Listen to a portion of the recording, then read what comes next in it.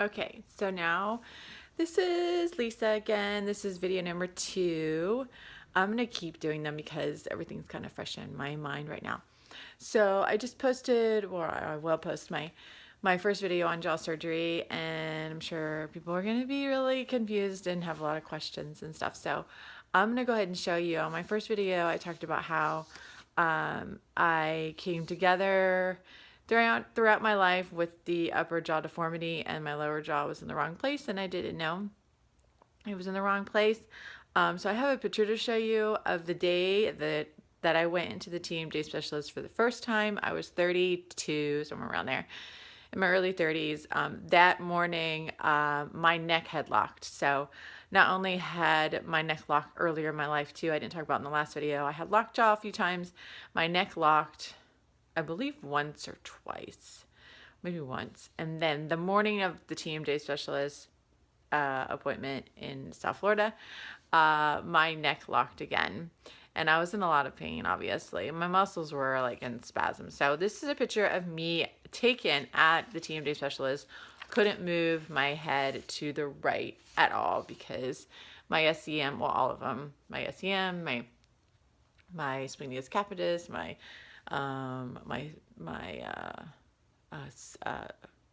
what are these ones? Scalenes. You'll learn a lot about the muscles. Well, I have a degree anyway, but scalenes, SCM, splenius capitis, all of these in the back that attach to your spine.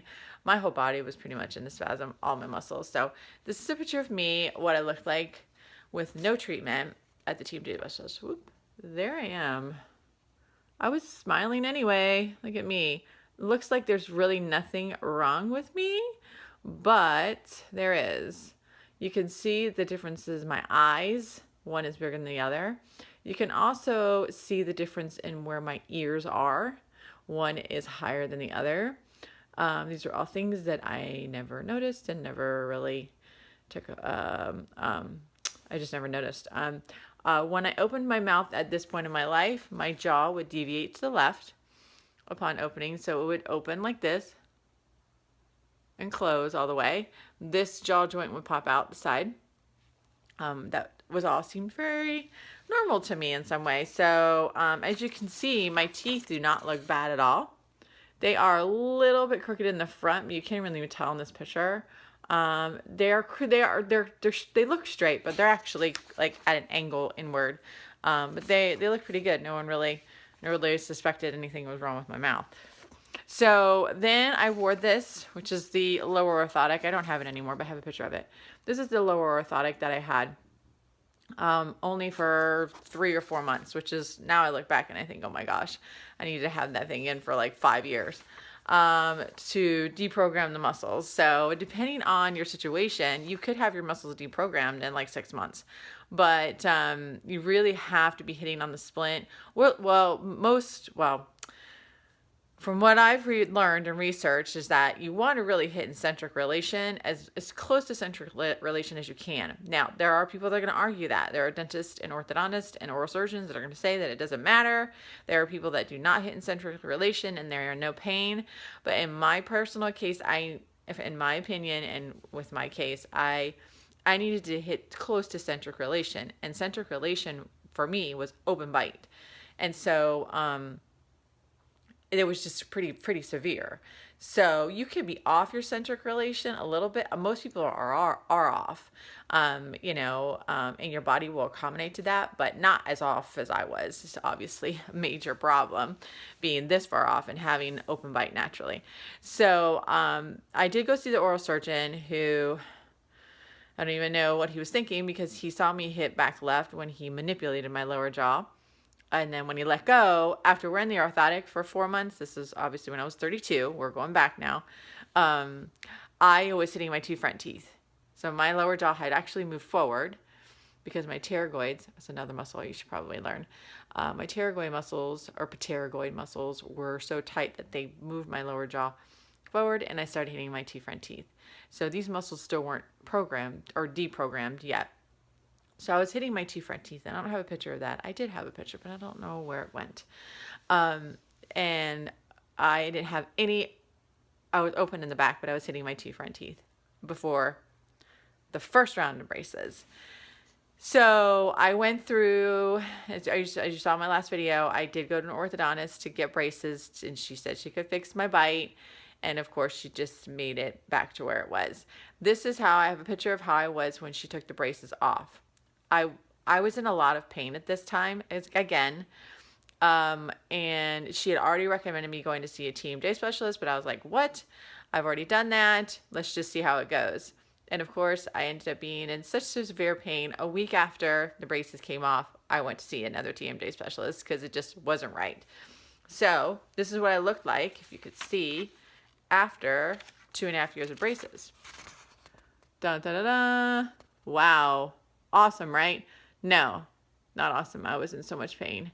So much jaw pain, headaches, my neck was sore, all my muscles were still sore. And you can see that I'm actually not symmetrical. I am still crooked, but I obviously didn't know that then again. And that was 4 years ago. 4 years ago? How am I don't know, 4 years ago. Yeah, somewhere around there. So that was me at the end. And you can see this lovely picture of my gorgeous teeth after braces coming together. But guess what? My lower jaw was not in the right place. Still not in the right place. And it still isn't in the right place because I have to have surgery. So I went to the TMJ specialist, and I'm going to walk now with you guys if you're watching my videos. And I was put into another orthotic. This is the one that I wore for 3 years. Gosh, 3.5, 3 years, somewhere around there. Now, this is a hard part because when you actually wear an orthotic, and you're basically, it's deprogramming your muscles, right? So your muscles get relaxed, and then your lower jaw shifts. Yay, it shifts. Well, not so good, right? It shifts, and then it doesn't hit on the splint balanced. The splint's not balanced anymore, so you got to go back to a TMJ specialist, have your splint balanced again. Then you go home, and your muscles are able to relax a little bit more, and then boom, you shift again. And this continues and continues and continues until everything's deprogrammed. So it takes a lot of patience on the TMJ specialist part, because no one really knows where your jaw is supposed to go. Your muscles are putting it. Well, they do know where it's supposed to go, but they can't make it go there. They have to deprogram your muscles so that you naturally go there, which can be a long process or it can be a short process. They really don't know. And they'll tell you that. We don't know. We just have to wait and see where you go. And you get frustrated and you cry and you're like, what the heck's going on? So I stuck with it, my gut feeling, and I stuck with it. It was very difficult. I cried a lot. You get depressed. So my bite started to open up. And my lower jaw started to shift back, and ended up finally after 3 years. So I'm going to go ahead and put this in, and so you can see. Now I had this in.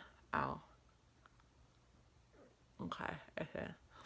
I had this in for 3 years, but it wasn't always like this because it was just a little bit open. My bite was a little bit open, and then open up a little bit more, and it opened up a little bit more.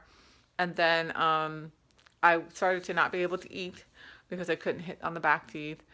And then I started to get frustrated, and it was really hard, really, really hard. So I started losing weight, and it started to get really bad. But my TMJ specialist was like, we got to keep going. And so I did. And then when he said I was ready, he's like, listen, you got to go see an oral surgeon. And I was so upset. And hence I went to the oral surgeon. And I have to wear this along with the braces because it gives me a bite. See, I hit everywhere right now. And it still shifts a little bit. I'll take that out. It still shifts a little bit. They want me to wear it as much as I can, especially before surgery. So in the next video, so that's kind of like the lowdown. It's very, very confusing. You have to learn your muscles. You have to learn about your temporalis, and you have all the muscles in your whole body, the muscles in your upper neck, the muscles in your upper back. I did a lot of massage therapy, a lot of myofascial release. I was completely structurally integrated, which is phenomenal. And I've done a lot of things to help with this process and help my muscles to deprogram, because these muscles are attached to every other muscle in your body. So In my next video, I'll talk about that. Okay, bye.